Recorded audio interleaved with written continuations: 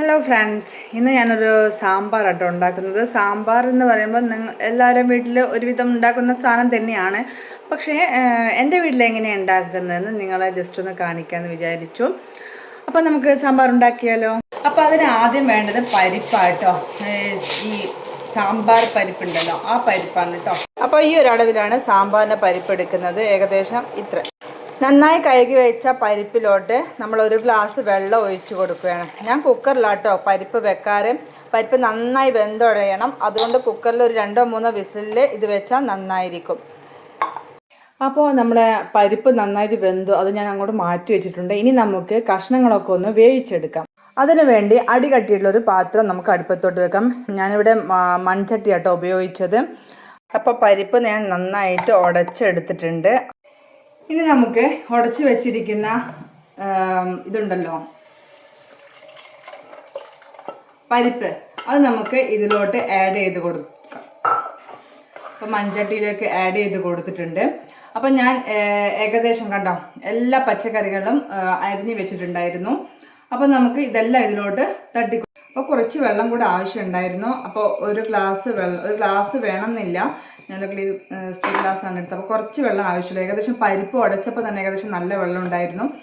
അപ്പം അതിൻ്റെ പാകത്തിന് ഈ പച്ചക്കറികളെല്ലാം ഒന്ന് മുങ്ങുന്ന തരത്തിലുള്ള വെള്ളം മാത്രമേ ഞാൻ ഒഴിച്ചു കൊടുത്തിട്ടുള്ളൂ. ഇനി നമുക്ക് വേണ്ടത് ഉപ്പ്, മഞ്ഞൾപ്പൊടി, മുളക് പൊടി ഇത്ര ഇതിലോട്ട് ആഡ് ചെയ്തു. ഏകദേശം കണ്ടോ ഈ ഒരു അളവിൽ ഉപ്പ് ആഡ് ചെയ്ത് കൊടുക്കണം. ഈ ഒരു അളവിൽ മുളക് പൊടി. ഇനി വേണ്ടത് മഞ്ഞൾപ്പൊടിയാണ് കേട്ടോ. മഞ്ഞൾപ്പൊടി ഞാനൊരു 1/4 ടീസ്പൂണാണ് എടുക്കുന്നത്. കണ്ടോ ഏകദേശം ഈ ഒരു അളവിലെടുത്തിട്ട് നമ്മൾ ഇതിലോട്ട് ആഡ് ചെയ്ത് കൊടുക്കുക. അപ്പോൾ ഇത്രയും ഐറ്റംസാണ് വേണ്ടത്. അപ്പോൾ അതെല്ലാം ചേർത്ത് നന്നായിട്ടൊന്ന് ഇളക്കി കൊടുക്കണം കേട്ടോ. അപ്പോൾ നമ്മൾ ഇനി തേങ്ങ വറുക്കണം. നമ്മുടെ സാമ്പാർ കഷ്ണം അവിടുന്ന് വേകുമ്പോഴേക്കും നമുക്ക് തേങ്ങ വറുത്തെടുക്കാം. അപ്പോൾ ഞാനൊരു ഫ്രൈ പാനിൻ്റെ അടുപ്പത്തോട്ട് വെച്ചിട്ടുണ്ട്. അതിലോട്ട് ഞാൻ എടുത്തത് തേങ്ങ, ചെറിയുള്ളി, വെളുത്തുള്ളി ഇത്ര ഐറ്റംസ് ആട്ടോ. അത് ഇതിലോട്ട് ആഡ് ചെയ്ത് കൊടുക്കുക. ഇനി ഇത് നന്നായിട്ട് വറുത്ത് കൊണ്ടുവരണം കേട്ടോ. സമയത്ത് നമ്മളൊന്ന് കഷ്ണങ്ങൾ ഒന്നുകൂടെ ഒന്ന് ചെറുങ്ങനെ ഇളക്കി കൊടുക്കണം കേട്ടോ. കഷ്ണങ്ങൾ കണ്ടോ നന്നായി തിളച്ച് വരുന്നുണ്ട്. ഓൾമോസ്റ്റ് ഇങ്ങനെ വെണ്ടയും തക്കാളിയും ഒക്കെ ഇങ്ങനെ വെന്ത് വരുന്നുണ്ട്. അപ്പോൾ നമ്മൾ ഒന്നുകൂടി ഒന്ന് ഇളക്കി കൊടുത്ത് വീണ്ടും അടച്ച് വെച്ച് ഉപയോഗിക്കണം. ഒന്ന് റോസ്റ്റ് ആകുന്ന സമയത്ത് നമുക്ക് ചേർക്കേണ്ടത് അല്പം ഉലുവയാണ് കേട്ടോ. ഇത് നന്നായിട്ട് ഇളക്കി കൊടുക്കണം കേട്ടോ. തേങ്ങ നല്ല ബ്രൗൺ കളർ ആയിട്ടുണ്ട്. നല്ല ബ്രൗൺ ആവുന്നവരെ നമ്മൾ റോസ്റ്റ് ചെയ്യണം കേട്ടോ. അപ്പോൾ തീ ഒന്ന് കുറച്ച് കൊടുത്തിട്ടുണ്ട്. ഇനി നമുക്ക് കുറച്ച് പൊടികൾ ഇതിനോട് ആഡ് ചെയ്ത് കൊടുക്കണം. അപ്പം ഇതിലോട്ട് കുറച്ചുകൂടെ മുളക് പൊടി, ഒരല്പം ചെറിയ ടീസ്പൂൺ തോതിൽ കുരുമുളക്. ഇവിടെ കുരുമുളക് ആഡ് ചെയ്യാം, പക്ഷേ കുരുമുളക് ഇല്ലാത്തതുകൊണ്ട് ഞാൻ പൊടിയാണ് ആഡ് ചെയ്തത്. അല്പം മഞ്ഞൾപ്പൊടി, പിന്നെ മല്ലിപ്പൊടി. ഇത് വറക്കാത്ത മല്ലിപ്പൊടിയാണ്. അപ്പോൾ വറുത്തുണ്ടെങ്കിൽ ഇതിനോട് തേങ്ങയുടെ കൂടെ ആഡ് ചെയ്യേണ്ട ആവശ്യമില്ല. ഇത് വറുക്കാത്തതുകൊണ്ട് ഞാൻ ആഡ് ചെയ്യുന്നുണ്ട്. പിന്നെ സാമ്പാർ പൊടി. ഇത്രയുമാണ് നമുക്ക് വേണ്ടത്. ഇനി ഈ പൊടികളെല്ലാം നമ്മൾ ഇതിലോട്ട് ആഡ് ചെയ്ത് കൊടുക്കുക കേട്ടോ. നന്നായിട്ടൊന്ന് റോസ്റ്റ് ചെയ്യണം കേട്ടോ. ഇനി വേണ്ടത് കായാണ് കേട്ടോ. കായ എന്ന് വെച്ചാൽ എനിക്കിവിടെ ഇപ്പോൾ കൂട്ട് പെരുങ്കായ എന്നുള്ള കായാണ് എടുക്കുന്നത്. അതായത് ഏകദേശം നമ്മളെ കട്ടയ്ക്ക് കിട്ടുന്ന കായ ഉണ്ടല്ലോ, അത് ചെറിയൊരു പീസ്, അതായത് ഒന്നിൻ്റെ ചെറിയൊരു കഷ്ണം അതിൻ്റെ എടുത്തിട്ടാണ് ഞാൻ സാധാരണ ഗതിയിൽ പരിപ്പിൻ്റെ കൂടെ വേവിക്കാറ്. അപ്പോൾ അത് അതല്ലാത്തത് കൊണ്ട് പൊടിയായതുകൊണ്ട് ഞാൻ എന്താ ചെയ്യുന്നതെന്ന് വെച്ചാൽ തേങ്ങയുടെ കൂടെ വറുക്കാണ് കേട്ടോ ചെയ്യാറ്. അങ്ങനെയും ചെയ്യാറുണ്ട്, ഇങ്ങനെയും ചെയ്യാറുണ്ട്. അപ്പോൾ തേങ്ങേൻ്റെ കൂടെ ഇതൊന്ന് റോസ്റ്റായി വരുമ്പോൾ ഏകദേശം കുറച്ച് കായപ്പൊടി, അതായത് ഇപ്പോൾ ഞാൻ കായപ്പൊടിയാണ് എടുത്തത്, അത് ഇതിലോട്ടിട്ടൊന്ന് റോസ്റ്റ് ചെയ്യണം കേട്ടോ. ചെറുങ്ങനെ എല്ലാ പൊടികളും ചേർത്ത് നമ്മളൊന്ന് ആഡ് ചെയ്യുന്നുണ്ടല്ലോ, ആ സമയത്ത് തന്നെ ഒന്ന് ഇതിൻ്റെ കൂടെ ഇട്ടിട്ട് ആഡ് ചെയ്ത് കൊടുക്കണം. അപ്പോൾ ഒരു ഇളഞ്ചുള്ള ആ സ്മെല്ല് വരാൻ തുടങ്ങും. അതായത് ഈ തേങ്ങ വറവിലാണ് കേട്ടോ സാമ്പാറിൻ്റെ ടേസ്റ്റ് നമ്മൾ കണക്കാക്കുന്നത്.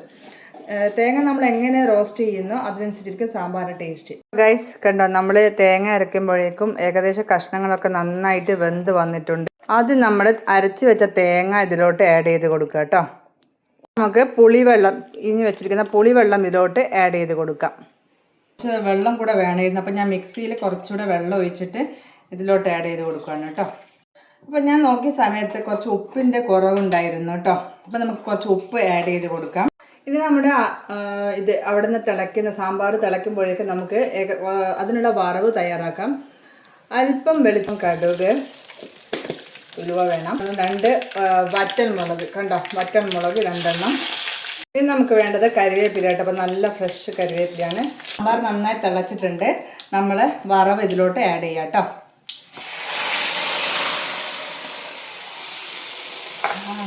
നല്ല സ്മെല്ലുണ്ട് കേട്ടോ വറവ് കൂടി ഇതിനോട് ആഡ് ചെയ്യുന്ന സമയത്ത്.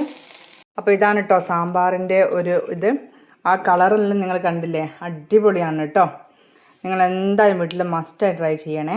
സ്വാദിഷ്ടമായ സാമ്പാർ റെഡി. ഇത് വീണ്ടും തിളയ്ക്കുന്നുണ്ട് കേട്ടോ, കാരണം ഇത് മൺചട്ടി ആയതുകൊണ്ട് ചൂട് കൊണ്ട് വീണ്ടും ഇങ്ങനെ തിളച്ചുകൊണ്ട് നിൽക്കുകയാണ്. അപ്പോൾ നിങ്ങൾ സ്വാദിഷ്ടമായ സാമ്പാർ റെഡിയാക്കിയത് കണ്ടല്ലോ. അപ്പോൾ വീട്ടിലെല്ലാവരും ട്രൈ ചെയ്യണം. വളരെ എളുപ്പത്തിൽ ചെയ്യാൻ പറ്റുന്ന ഒരു സാമ്പാറാണ് കേട്ടോ. ചോറിൻ്റെ കൂടെയോ ഇഡ്ഡലിൻ്റെ കൂടെയോ ദോശയുടെ കൂടെയോ ഒക്കെ നമുക്ക് മസ്റ്റായിട്ട് ട്രൈ ചെയ്യാൻ പറ്റുന്ന ഒരു സാമ്പാറാണ്. അതായത് നമ്മൾ പരിപ്പ് വേവിക്കുമ്പോൾ നമ്മൾ കഷ്ണങ്ങളെല്ലാം മുറിക്കാം. കഷ്ണങ്ങളെല്ലാം വേവിക്കുന്ന സമയത്ത് നമ്മൾ തേങ്ങകളെല്ലാം വറുത്ത് കഷ്ണം വേകുമ്പോഴേക്കും അത് അരച്ച് അതിലോട്ട് ചേർക്കാവുന്നതാണ്. അപ്പോൾ ഏകദേശം ഒരു 15 മിനിറ്റ് അല്ലെങ്കിൽ 20 മിനിറ്റുള്ളിൽ നമുക്ക് ഈ സാമ്പാർ റെഡിയാക്കി എടുക്കാം. അപ്പോൾ വീട്ടിലെല്ലാവരും ട്രൈ ചെയ്യണം. ഉണ്ടാക്കിയത് നിങ്ങൾ വീട്ടിലെപ്പോഴും സാമ്പാർ ഉണ്ടാക്കുന്നതായിരിക്കും. അപ്പോൾ ആ ഒരു സാമ്പാറിൻ്റെ വെറൈറ്റി ആയിട്ട് ഈ സാമ്പാർ ഒന്ന് ട്രൈ ചെയ്ത് നോക്കണം.